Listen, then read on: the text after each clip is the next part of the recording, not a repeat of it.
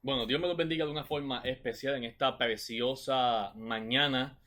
Si lo estás viendo de mañana, tarde, si lo estás viendo de tarde y noche, si lo estás viendo de noche. Amén. Dios me los bendiga de una forma especial. Para mí es un gozo poder saludarles nuevamente, estar con ustedes, a pesar de todo lo que estamos viviendo y de toda esta pandemia que nos ha cambiado la vida bastante.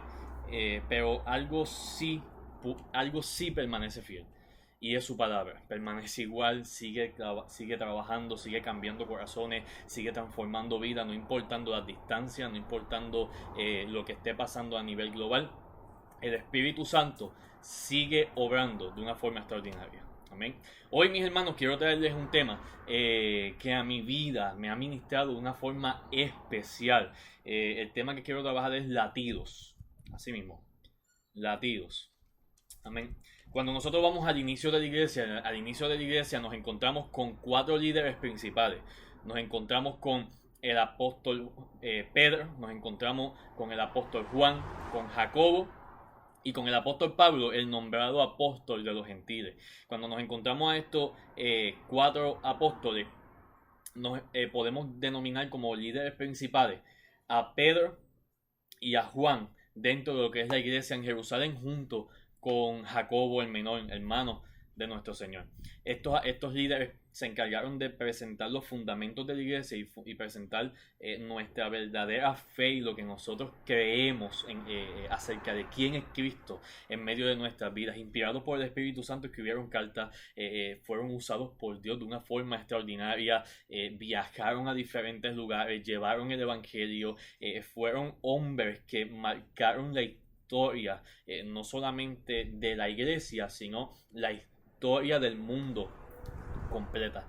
Vemos a estos hombres moviéndose de una forma extraordinaria, llevando el evangelio a todas partes, siendo instrumentos de Dios. Me gusta cuando el libro de Hechos capítulo 16 nombra a estos hombres como los hombres que están trastornando el mundo. Y mi hermano, eso me estremece la vida, porque quisiera que en este tiempo hubiera gente que cuando mirara a la iglesia viera a hombres y mujeres de Dios que están trastornando el mundo y cambiándolos para siempre, que lo están transformando. Vemos al apóstol Pedro haciendo una obra extraordinaria al punto de que la gente esperaba que la sombra, tan siquiera la sombra pasara para poder recibir milagros. Vemos a Jacobo escribiendo cartas como la de Santiago, cuando dice: hermano, la fe sin obra es muerta. Incluso habla al principio de ese libro diciendo: hermanos míos, tengan por sumo gozo que se encuentren en diversas pruebas, sabiendo que la prueba de vuestra fe produce paciencia. Lo vemos, mi hermano, siendo instrumentos de Dios de una forma extraordinaria. Vemos al apóstol Pablo siendo un instrumento en diferentes países. En Asia Menor llegó hasta Roma, Grecia, pasó por toda esa región de Macedonia. Dios, mi hermano, usando a estos hombres de una forma extraordinaria, sin menospreciar la labor de los demás discípulos, los demás apóstoles que se movieron por diferentes partes del mundo llevando el evangelio, lo que nos llamamos el mundo antiguo, llevando la palabra del Señor y llevando este evangelio. Cuántas vidas transformadas, cuántas vidas cambiadas, cuántas vidas siendo renovadas por la presencia y el poder del Espíritu Santo. Pero hoy, mis hermanos, yo quiero hablarles de uno de ellos en específicamente. Quiero hablarles del apóstol Juan.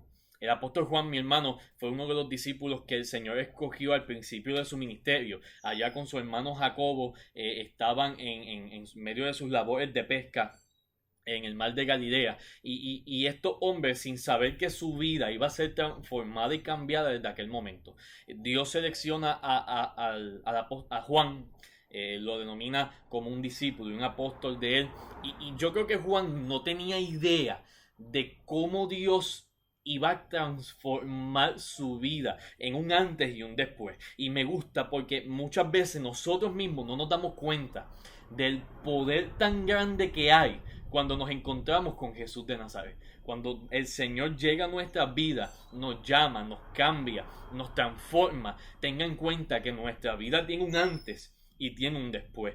Usted no es el mismo a cuando comenzó. Usted no es el mismo a cuando antes de conocer a Cristo. Segunda de Corintios capítulo 5 verso 17 dice que de modo que si alguno está en Cristo, nueva criatura es.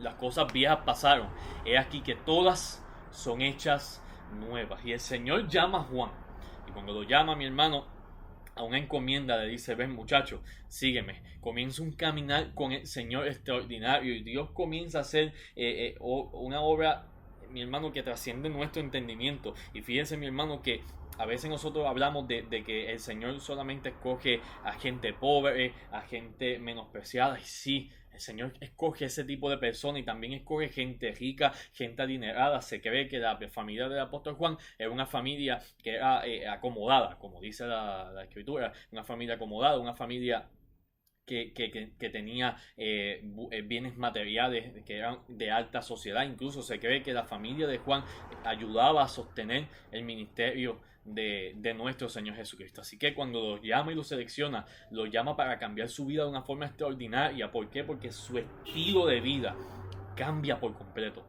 La región de donde vive ya no es el mismo lugar de pasar de vivir en Capernaum. Ahora comienza a vivir en diferentes, a seguir al maestro hacia diferentes lugares, teniendo en cuenta que a quien estaba siguiendo no tenía ni dónde recostar su cabeza. Y el apóstol Juan, mi hermano, comienza a ser usado por Dios, comienza Dios a transformar su vida. Y hay una característica de Juan, algo específicamente de Juan, que a mí, mi hermano, me estremece el alma. Y es ver a Juan recostado del seno del maestro, recostado aquí del pecho de nuestro Señor. Tenga en cuenta, mi hermano, que cuando nosotros leemos las escrituras, vemos que Juan era el único que la Biblia nos dice que se recostaba del pecho del maestro, no importando lo que pudieran decir, no importando lo que pudieran hablar de él, no importando lo que pudieran estar la gente pensando. Este hombre se recostaba del pecho del maestro, teniendo en cuenta que era el único que escuchaba el corazón palpitar de nuestro Señor. Escuchaba el tum tum, tum tum, tum tum, constantemente latiendo, latiendo, latiendo. Y mi hermano, yo anhelo el día de poder estar delante de la presencia del Señor y poder recostar mi cabeza en su pecho y comenzar a escuchar el tum tum, tum tum. Esos latidos, mi hermano, constante, constante, constante. Ahí estaba el apóstol Juan, recostado del pecho del maestro, escuchando ese latido, escuchando ese latido y escuchando ese latido.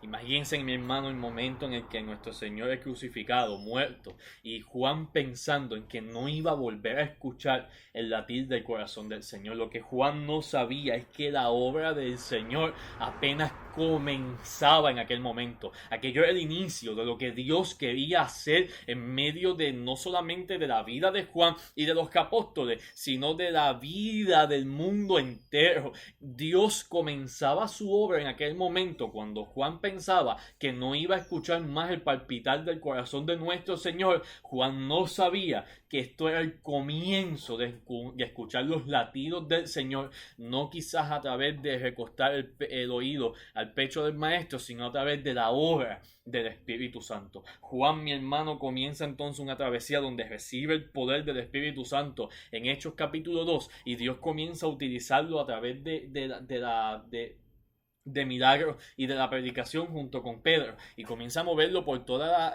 región de Jerusalén haciendo milagros. Allí estaban los dos caminando constantemente. Pasan los años, llega la persecución de Nerón en los años 60 y muere Pedro. Jacobo, el hermano de Juan, había muerto el apóstol Pablo. Pasan los años, cae Jerusalén en los años 70, y ahí estaba, mi hermano, la incógnita. ¿Por qué? Porque estaba desde un principio la pregunta de los apóstoles: ¿cuándo iba a ser restaurado el reino? Sin embargo, vemos que en el año 70 se viene abajo y todavía está allí el apóstol Juan. Llega, mi hermano, hasta Diocleciano, y allá con Diocleciano Domiciano es desterrado a la isla de Pasmo, y allá en la isla de Pasmo tiene una revelación donde el Señor le habla del mensaje a las iglesias y le da la revelación del Apocalipsis. Tiempo después, a través del emperador Nerva, es liberado, y luego de esa liberación, en los años 90 después de Cristo aproximadamente, llega hasta Éfeso. Y en Éfeso pasa sus últimos años y escribe 3 cartas. Entre las cartas que escribe está Primera de Juan, Segunda de Juan y Tercera de Juan. En Primera de Juan nos encontramos, mi hermano, al apóstol Juan hablando acerca del amor de nuestro Señor Jesucristo y exponiendo, mi hermano, unos conceptos teológicos fundamentales para que nosotros podamos vivir una vida cristiana. Y mi hermano, me gusta ver a Juan en este momento, mientras está escribiendo, inspirado por el Espíritu Santo, recordando los momentos en donde estaba recostado del pecho del Maestro. Fíjese, mi hermano, que ya de los apóstoles era el último que quedaba, no quedaba más ninguno, era el último. Y en aquel momento, mientras está escribiendo aquella carta, me lo imagino, mi hermano, recordando todas las cosas que Dios le había dicho, todas las cosas que el Señor les había hablado en aquellos días. Juan capítulo 14, Juan capítulo 15, Juan capítulo 16, Juan capítulo 17, mientras está orando, en aquel momento, mientras está en la cruz, cuando le dice, mira, aquí tu madre, madre, aquí tu hijo. Son momentos, mi hermano, que mientras Juan está escribiendo, preocupado por la salud espiritual de la iglesia en aquel entonces, lo vemos, mi hermano, escribiendo en aquella carta. Y yo me lo imagino, mi hermano, que mientras está escribiendo, está escuchando el palpitar, los latidos del corazón del Señor. Los latidos constantemente y recordando aquel tum tum, tum tum, tum tum. Recordando una y otra vez, una y otra vez, una y otra vez. Y me lleva, mi hermano, a 1 de Juan capítulo 3, cuando el apóstol Juan está escribiendo aquellas cosas. Y mientras está escribiendo aquellas cosas en 1 de Juan capítulo 3, y puede ir conmigo, puede aprovechar y visitar conmigo este pasaje bíblico, 1 de Juan capítulo 3. Nos encontramos, mi hermano, a Juan hablando acerca de aquellos que cometen pecado. Y mientras está hablando estas cosas, dice en el versículo 2, amados, ahora somos hijos de Dios y aún no se ha manifestado lo que hemos de ser. Pero sabemos que cuando Él se manifieste, seremos semejantes a Él, porque le veremos tal como Él es. Mi hermano, vemos al apóstol Juan hablando de que aquellos que cometen pecado, aquellos que no cometen pecado, aquellos que cometen pecado no han conocido a Dios realmente. Aquellos que no cometen pecado es porque han conocido a Dios. Pero hace, mi hermano, un énfasis bien claro diciendo que nosotros, mi hermano, aún todavía no tenemos, y hace referencia en este pasaje a que no todavía tenemos un cuerpo glorificado, no somos como Él, no somos perfectos, pero dice en el versículo 3 que aquellos que anhelan estar delante de la presencia del Señor y aquellos que anhelan ser como Él, viven una vida de purificación, dice el versículo 3, y todo aquel que tiene esta esperanza en Él se purifica a sí mismo como Él es puro. Comienza, mi hermano, un trabajo en medio de nuestra vida, un trabajo que comienza desde aquí adentro. Comienza, mi hermano, una purificación cuando nosotros anhelamos ver a Dios cara a cara, cuando anhelamos conocerlo, cuando anhelamos ser semejante a Él, cuando tenemos nuestra esperanza puesta en que un día estaremos delante de su presencia, cuando escuchamos el palpitar y los latidos del corazón de Dios, tenga en cuenta, mi hermano, algo y téngalo bien presente. Y es que vivimos una vida que anhela ser limpia y pura delante de la presencia de nuestro Señor. Anhelamos, mi hermano, día tras día agradarle con lo que somos, con lo que hacemos, con lo que sentimos. Cuando el apóstol Juan está escribiendo aquí, mientras está escuchando el latir del corazón de nuestro Maestro, lo que retumba constantemente es que debemos vivir una vida de purificación. Una vida donde nosotros nos limpiemos constantemente. Cuando nosotros vamos al contexto de lo que es la idea central de lo que es la pureza, no es otra cosa que limpieza. El limpiarse constantemente. Constantemente en la enseñanza de nuestro Señor y en la venida del Espíritu Santo. La pureza se resume en lo que es una limpieza y una purificación en el área moral y espiritual. Y escúcheme bien, cuando nosotros llegamos a nuestro Señor, la limpieza y la transformación comienza dentro de nuestro corazón, comienza dentro de nuestra vida, en esa área, en nuestro espíritu, espíritu y en nuestro alma. Comienza una purificación de Dios donde su espíritu comienza a limpiarnos y a transformarnos desde aquí adentro. Comienza, mi hermano, un trabajo de parte de Dios en medio de nuestra vida que quizás nosotros no lo entendemos en el momento, pero comienza una limpieza desde nuestro interior. Nosotros no podemos pretender, hermano, que alguien sea transformado y limpio de afuera si no ha sido transformado y limpio desde adentro. Y yo quiero traerte esto a ti, porque aunque suene que quizás esto es para alguien que es recién convertido, pero escúchame bien, cuántas veces se nos ha dañado el corazón y cuántas veces se nos ha contaminado lo que somos y áreas de nuestra vida se han corrompido y nosotros no nos damos cuenta. Y hoy yo quiero acordarte que la presencia de Dios y su Espíritu Santo está aquí dispuesto a cambiar tu vida completamente, a transformar lo que tú eres y renovar tu espíritu. Me gusta ver al salmista David en Salmos capítulo 51, versículo 10 diciendo: Señor, renueva, purifícame, límpiame y renueva un espíritu recto dentro de mí.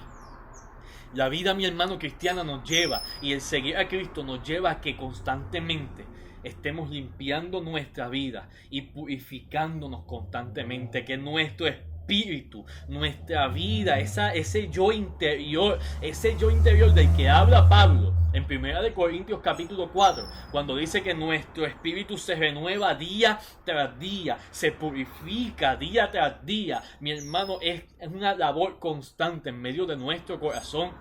Y me gusta, mi hermano, porque se resume la purificación en el área espiritual, pero escúcheme bien, también en el área moral.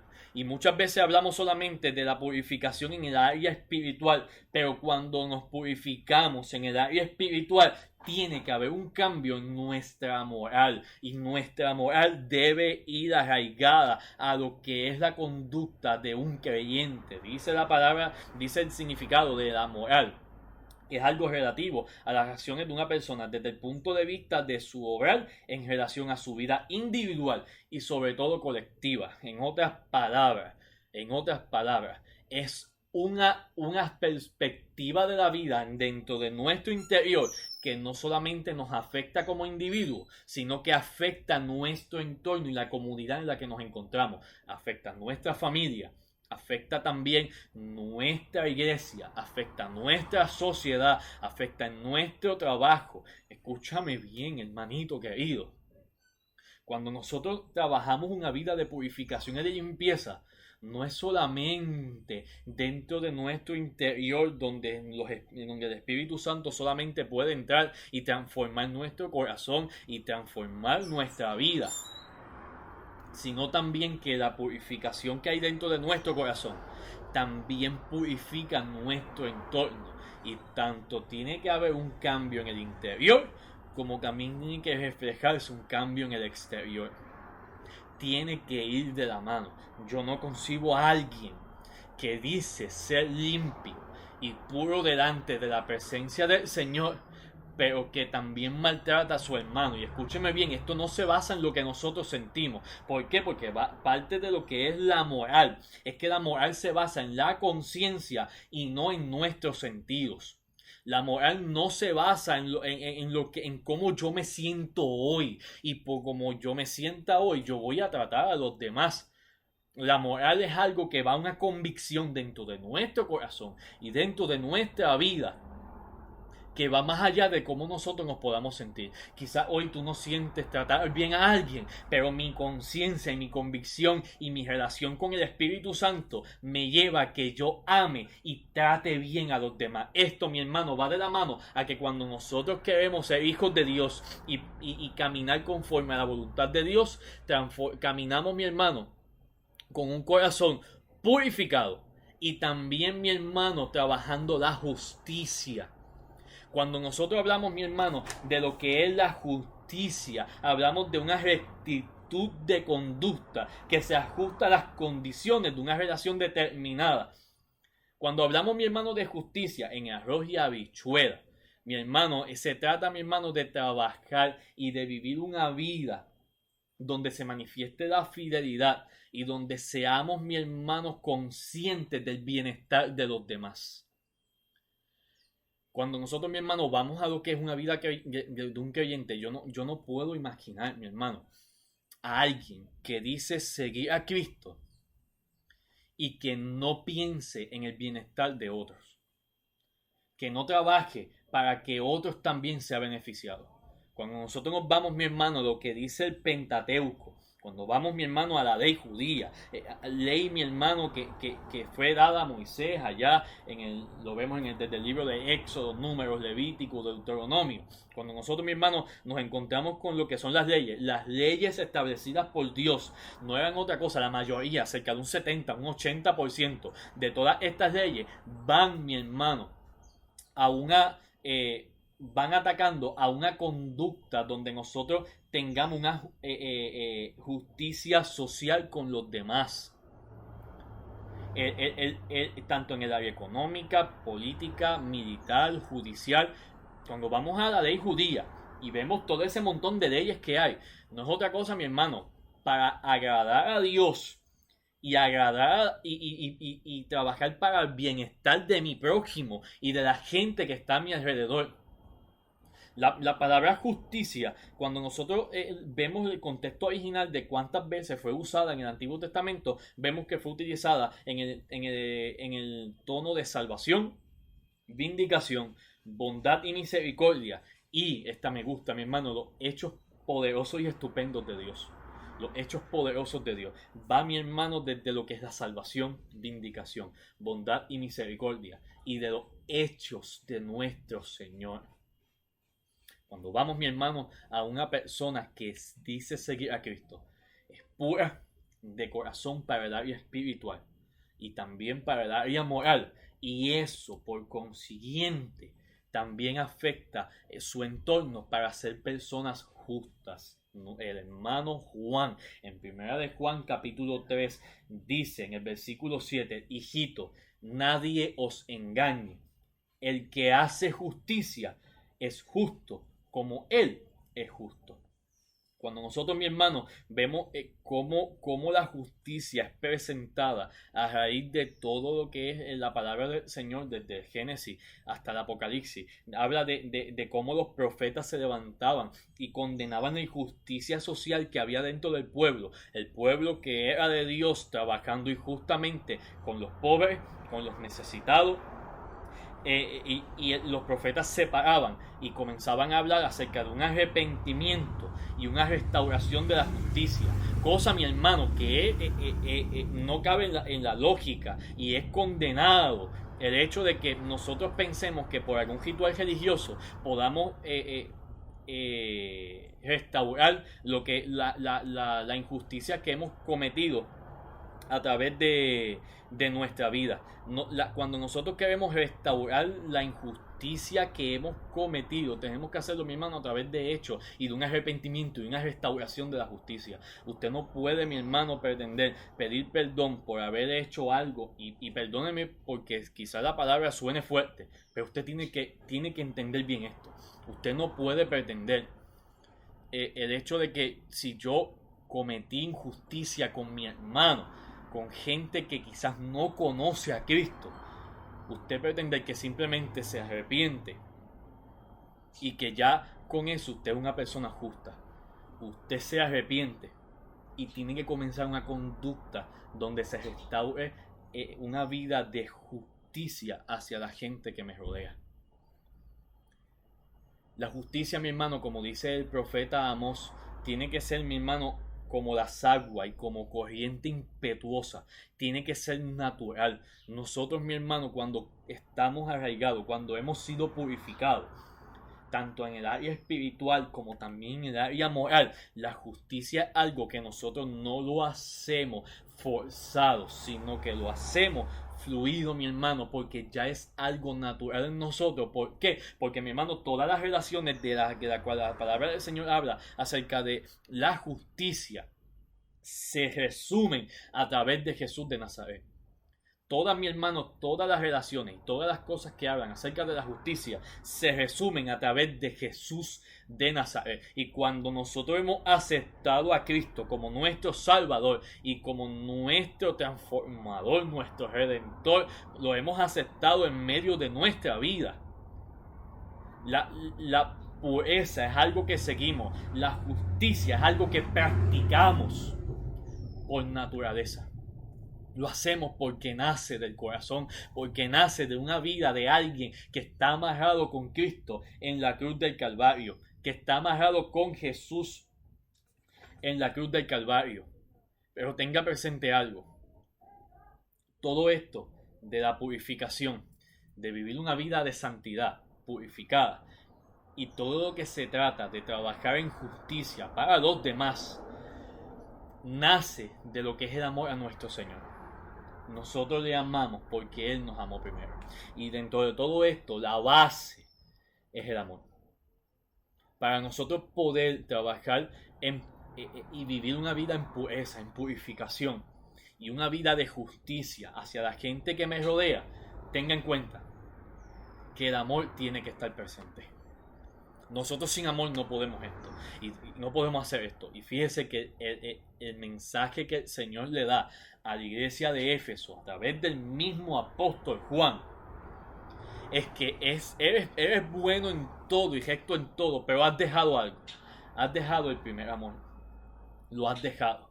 Y cuando nosotros vamos al contexto de lo que es el amor y nos centramos en lo que es el amor dentro de lo que es el contexto bíblico, habla de un amor que es compasivo entre su pueblo. Fíjese bien, se exhorta con este amor a ayudar y perdonar a mi enemigo personal, a velar por el bienestar de la gente que me rodea. El hombre debe amar al Señor en respuesta al amor que Él reflejó en nuestra vida en la cruz del Calvario. Juan capítulo 3, verso 16. De tal manera amó Dios al mundo, que ha dado su único Hijo, para que todo aquel que en Él cree no se pierda, mas tenga vida eterna. Es ese amor, mi hermano, que debemos tener hacia nuestro Señor, para yo poder amar a mi prójimo, para poder velar por el bienestar de mi hermano, para poder amar a mi enemigo. Tengo que comenzar a amar a nuestro Señor. Es ese amor que comienza en la cruz del Calvario.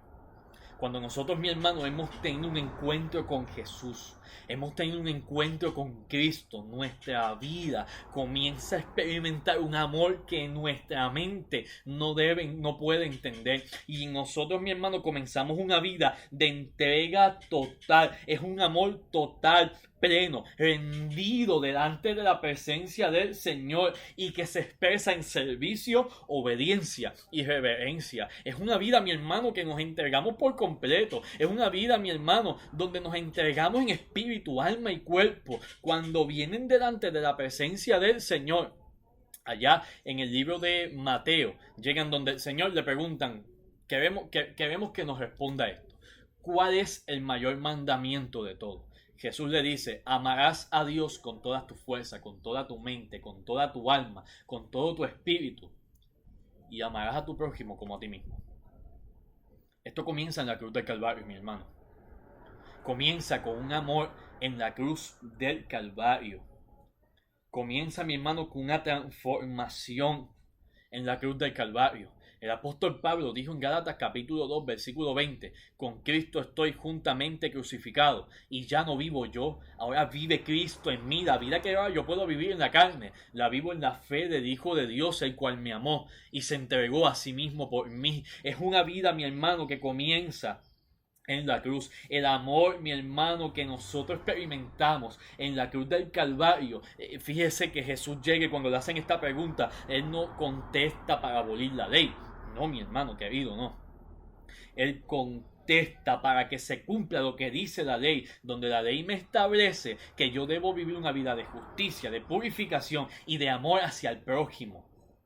Donde este amor debe ser efectivo y concreto. Y cuando hablamos del prójimo, hablamos de todo aquel que tiene necesidad. Y vuelvo y repito, incluyendo a nuestro enemigo. Es el amor al prójimo que tiene que ir en prioridad sobre los deberes religiosos, donde Jesús mismo establecía que lo de velar el sábado no iba por encima de ayudar a mi hermano. Los deberes religiosos no deben ir por encima de nuestra conducta hacia nuestros hermanos. Si el deber religioso que estás ejecutando afecta negativamente a tu hermano y lo aleja de la cruz, estamos haciendo algo mal.